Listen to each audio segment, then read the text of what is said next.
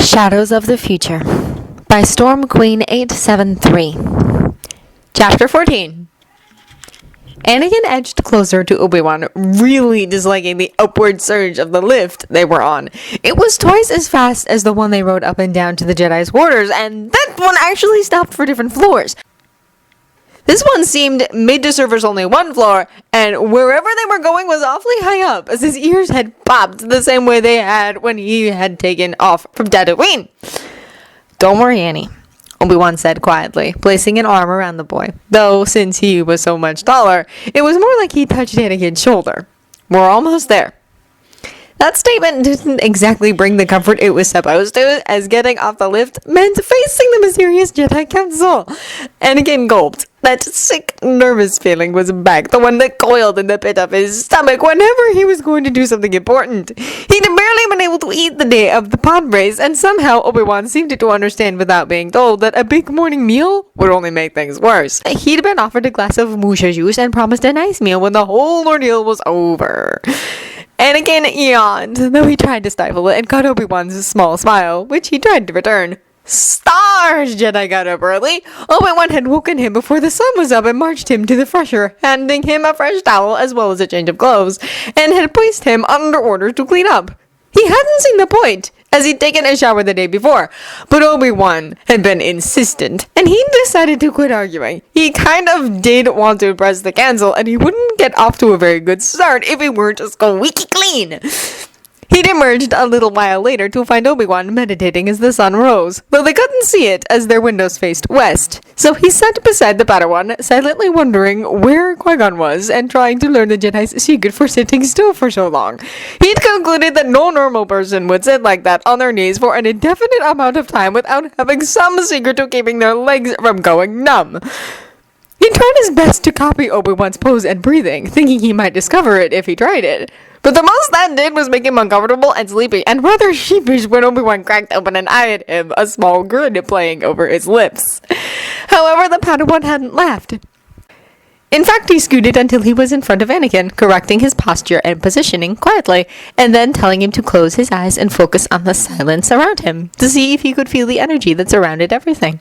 Anakin did, just as Obi-Wan instructed, shutting his eyes and letting his mind wander a little, imagining he could feel stuff around him instead of simply seeing it. Suddenly, he felt something surge within him, and everything was there, with their presences hovering around him. He'd jerked in surprise, startling himself out of that state of mind, but he reached forward again, feeling that same something surge in and around him. He spread out with his senses, grinning when he found that Obi-Wan was waiting for him, and somehow he knew the Jedi was smiling. He could feel that strange energy linking the two of them together, could feel it binding him with everything around him, with the entire galaxy, and once again he felt so incredibly small. He watched, starting a little, as his feeling of awe rippled outward, though it was strongest along the link he shared with Obi-Wan, and was returned by a warm pulse of encouragement. So was this how Obi-Wan just seemed to know stuff without being told? Because he could keep part of himself attuned to this odd state of mind at all times? A gentle yes came from Obi-Wan, and he gasped a little before deciding to test it further, to see if he could consciously send something. "Where's Qui-Gon? Is he still asleep?" He tried, concentrating heavily on those thoughts, and was answered by a soft laugh. "Not so loud," came the reply, though it wasn't so much words as it was a feeling that carried that meaning. "You don't have to shout your thoughts, Annie." "I wasn't sure if you'd hear," he replied, still concentrating, though not quite as strongly, and received a feeling he connected with a smile. "So where is he?" "He left early so he could discuss something with the council. We're going to meet him in a few minutes, once you have something to eat," came the response, and he frowned. That was all fine and good, but how was he supposed to turn this off? "Let me help." Once Obi-Wan had helped him back to reality, so to speak, he'd had his glass of juice, brushed his teeth, and they'd left the apartment, heading off to meet Qui-Gon. Obi-Wan hadn't warned him about the second lift, and the moment it had started moving, making him feel like he was being slammed against the floor, his nervousness had combined with lift-induced nausea, and he had to fight the urge to be sick all over himself. And here we are, Obi-Wan said as the lift slowed and stopped, the doors sliding open with a soft chime. Anakin blinked when they stepped off it and found themselves in a rather narrow hallway with blue-gray tiling underfoot. It was lined with narrow benches of dark wood, the cushions a complementary pale blue, and the walls had been painted a shade lighter than the tile. Overall, it felt like the hallway was pressing down on him, and Anakin snatched up Obi-Wan's hand to keep himself from bolting. "Master?" Obi-Wan greeted, and Anakin saw Qui-Gon nod in return. He stood by the doors at the end of the hall, like some kind of sentry, and Anakin's stomach did a small flip. "Right on time," Qui-Gon said, smiling down at Anakin, who hoped he wasn't squeezing the life out of Obi-Wan's hand. "Whenever you're ready, Annie, head through these doors. The council is waiting for you on the other side." Anakin glanced up sharply at that and had the feeling that Obi-Wan had done the same. "Master?" Obi-Wan began before Anakin could put his thoughts together. "You mean we aren't going in with him?" "We are not, Padawan," Qui-Gon said with a small sigh. "The council offered no explanations for the reasons, and for once it is not my place to question them." Anakin felt something unspoken pass between the two of them, and then Obi-Wan sighed before stepping away from him. "Very well," Obi-Wan said, though he sounded a little annoyed, and Anakin looked up at him, trying to keep his fear from showing. He knew he'd failed when Obi-Wan knelt before him, placing his hands on Anakin's shoulders. "You'll be fine, Annie," Obi-Wan said softly. "The council can be a little frightening, but they're good people. None of them will hurt you. Imagine you're talking to Qui-Gon or me if you ever feel uncomfortable or unsure of how to answer something. We'll be out here in the hall waiting for you so you can tell us all about it. All right?" "But what if they don't like me?" he whispered and glanced up to find both Obi-Wan and Qui-Gon smiling at him. "The council will be fair, even if they don't like you, Annie," Qui-Gon said. "They won't let their personal feelings interfere."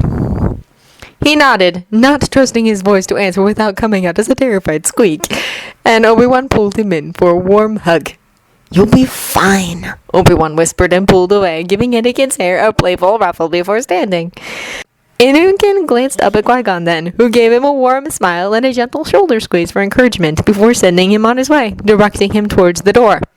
With every passing step, Anakin felt like his heart started beating faster, drowning out the nervous gulps he mustered and making his ears pound. He finally stood before the entryway, his hand poised above the controls, and he swore his heart was beating so fast that it was going to explode.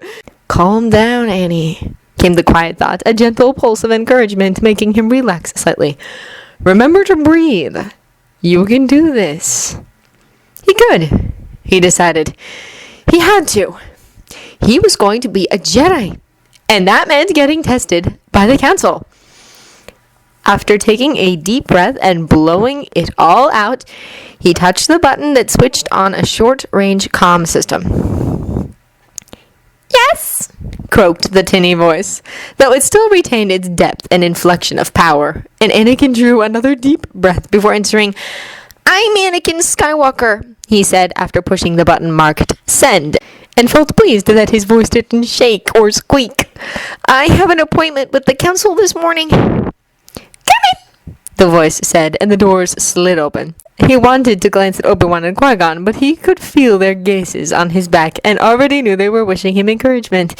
He lifted his head a little, trying to project an image of confidence he couldn't quite feel, and took a few steps into the room, the door hissing shut behind him.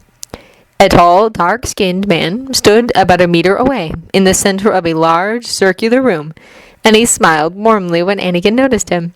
He was dressed in robes similar to Obi-Wan and Qui-Gon, though his tunic was a soft gray, and he nodded a little in greeting.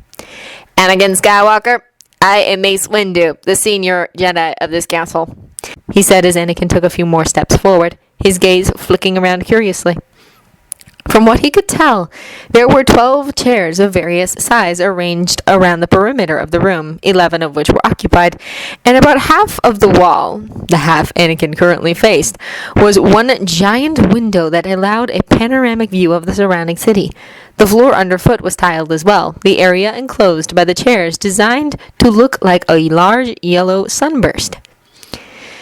"Pleased to meet you," Anakin replied, striving to sound as polite as possible as he stopped just outside the circle and bowed from the waist. "We are pleased to meet you as well," Master Windu replied, and beckoned him forward. Anakin glanced around again, realizing that the 11 other masters were watching him with cool looks of curiosity. "Come forward and I'll explain what we're going to do today." Anakin listened intently as Master Windu outlined the test they'd designed, and, much to his astonishment, found they were almost exactly as Obi-Wan had said. First, they would test him by having him say what images were on a datapad he couldn't see. Then they would ask him a few questions, and then they were going to perform some kind of scan with the Force, one that would check for serious character flaws that could lead him over to the dark side. He shivered a little at that, but agreed to all of it, and his anxiety began to fade as Master Windu took his seat, picking a datapad off it first, his brown eyes flicking back up to Anakin. "I'm going to turn this on now, and I want you to tell me whatever you see," Master Windu said. "Don't worry about how you'll get the answers. They should come to you naturally."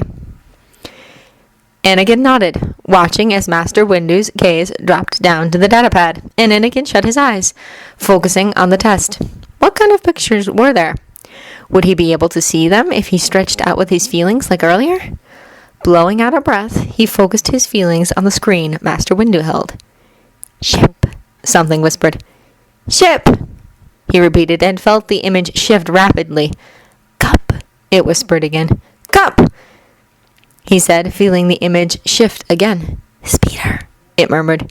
"Speeder," he replied, and when he didn't feel the image change to something different, he withdrew as Obi-Wan showed him and opened his eyes.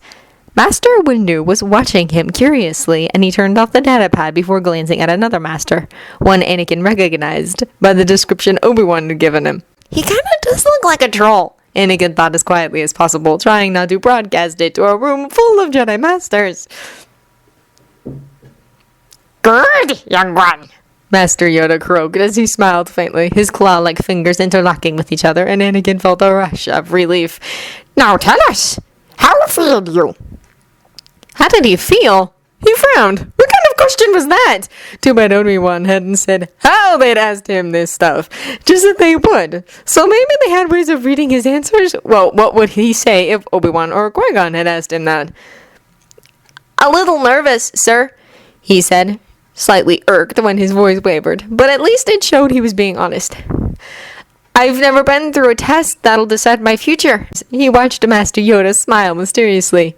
"And this pod race you ran, a test that was not? Determined your future, it did?" He shrugged in a manner he hoped wasn't disrespectful. "Yes, sir, it did," he said. "But I know what to expect with a pod race." Master Yoda's smile widened slightly. "Never met 12 Jedi Masters, have you? Afraid you were?"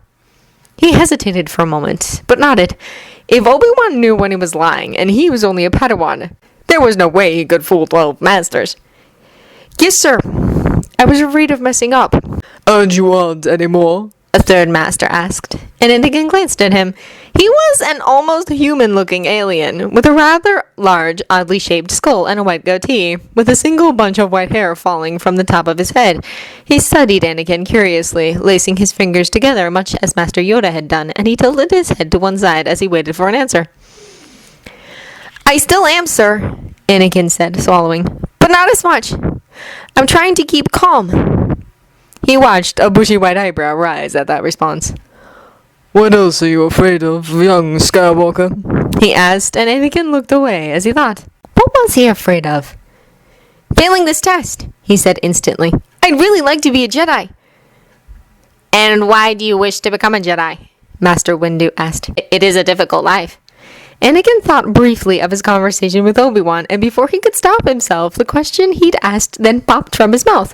"But is it enough to make you stop being one?" he asked, watching Master Windu blink a little in surprise. "For some," Master Yoda said, his small smile still present. The path for all, it is not. All ties with your old life severed must be. His mind flashed to his mother before he could stop it, part of him wondering if he'd have to leave her behind completely.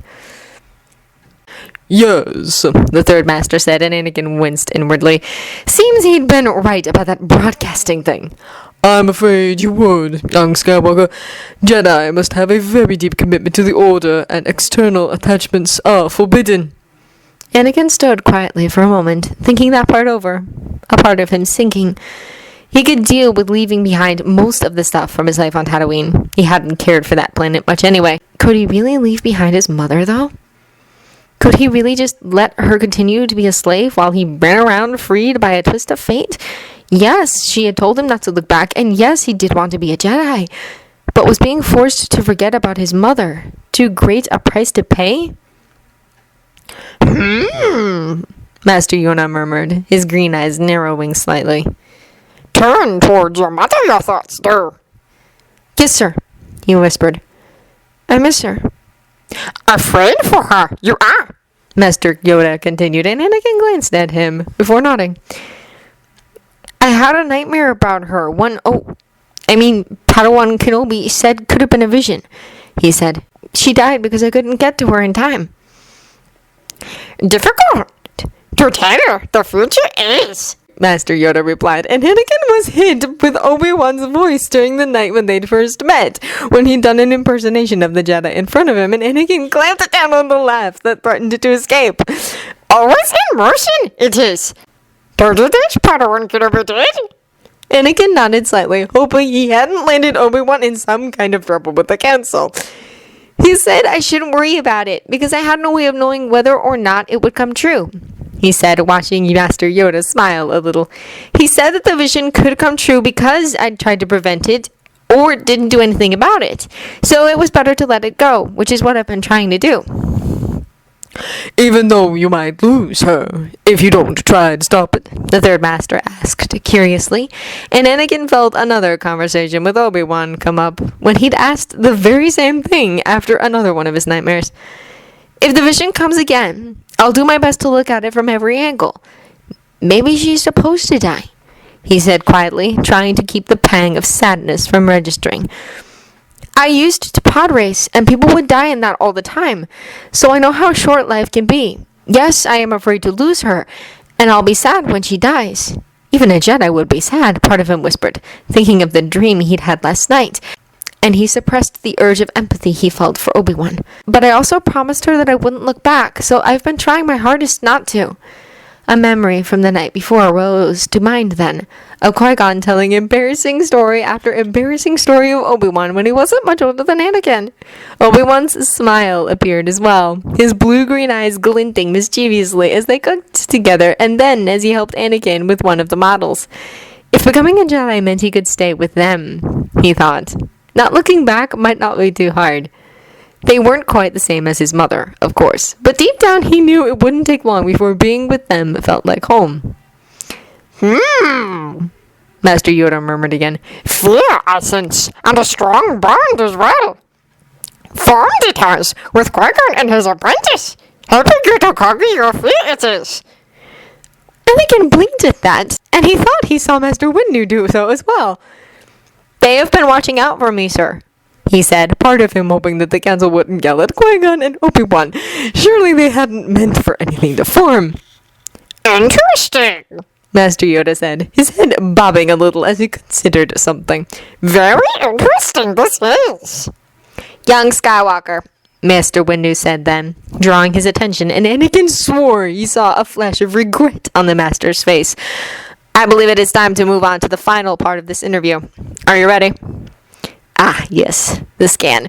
Part of him gulped, his anxiety returning in full force, and he drew several deep breaths as he worked to shove it back down. What do I need to do? Just relax, Master Windu said. With your permission, I'd like to take a look inside your mind. But before I can begin, you must trust me and calm yourself.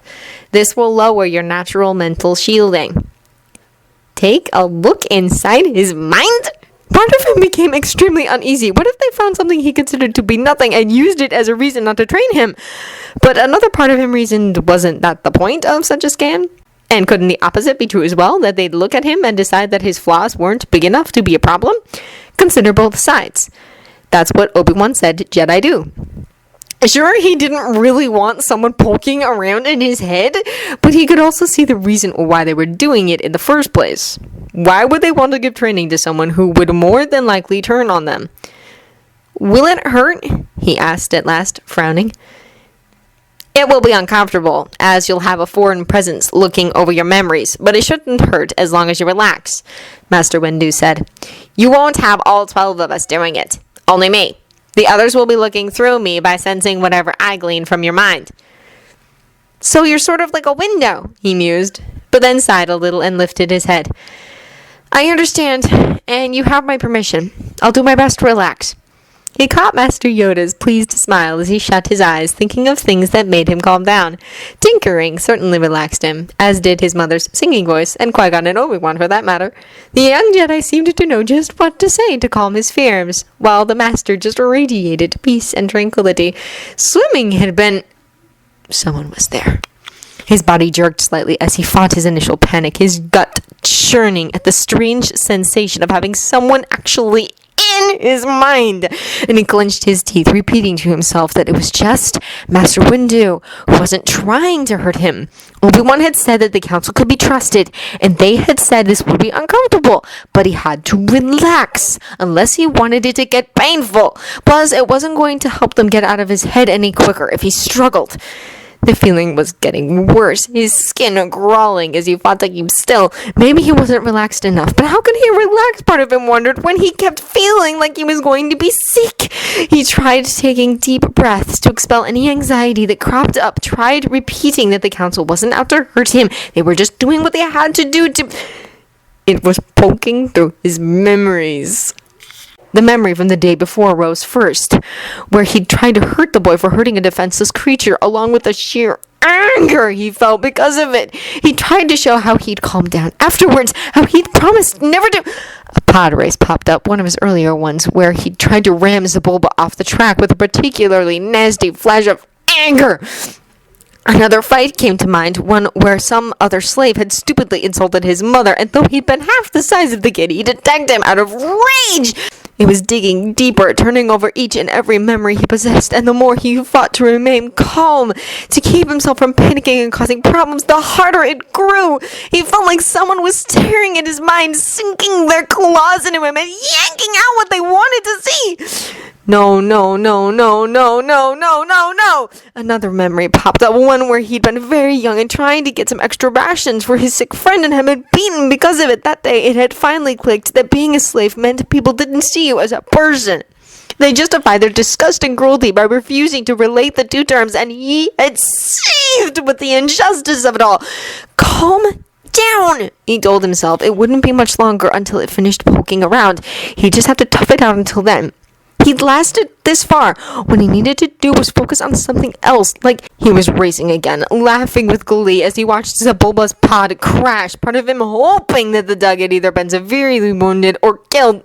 No, he told himself. He was sitting at home with his mother, tinkering on 3PO. He'd managed to wrangle some casings from Watto, so the protocol droid didn't have to feel so naked anymore. And once he finished fine-tuning some of the more sensitive mechanisms, he'd put it on. He was fighting another slave again, this time because the idiot had tried to cheat him and his mother out of their rations for the week, slamming his fists against the other's bloodied face because of the anger raging. Stop, he ordered himself when panic began to rise up in him. He just had to go with it to let his mind wander. But it hurt. Part of him was shrieking in pain, and he clamped down on it, struggling with the growing urge that wanted to toss the stranger out of his mind, that wanted to hurt the thing that stared in pain, but his will was winning out. He knew these people weren't going to hurt him, and Obi-Wan had said that Jedi act calmly, not violently, so he had to react like that. He couldn't start attacking something that he'd given permission to. He was tinkering, but it wasn't going well, and a tool slipped from his hand and landed on his foot. He swore loudly, kicking the tool with his other foot because he'd been angry. Wasn't it finished yet? What was taking it so long? It was getting harder and harder to soothe the raging tide of fear that rose up inside him, especially when the being started poking through more and more sensitive memories, ones that Anakin treasured or hid because he was ashamed of them. Calm, he ordered himself, feeling a touch of panic despite his best efforts not to. Think of something else. Think of what Obi-Wan would do if he were in this situation. How would he respond? He'd control himself. And Anakin jerked a little when it touched a particularly painful memory, lingering on it and analyzing it. But he was successfully able to ignore it, forcing his thoughts back to something less painful. He was sitting at the dining table with Obi-Wan, trying to fit together the pieces for the model, with Qui-Gon looking on occasionally, smiling when they successfully completed another section. The atmosphere was cozy, the sunset casting the room in a brilliant golden light. Think of that model you're building with Obi-Wan, he told himself, once again succeeding in ignoring the being as it analyzed another painful memory. He asked you if you wanted to paint it, promising to take you out to buy some if you did. What color do you want? Then the being poked too far, brushing up against his innermost mind, and Anakin couldn't hold down the pain any longer. Any control he might have retained was shattered when it surged through his body, completely driving out the foreign mind. And he screamed.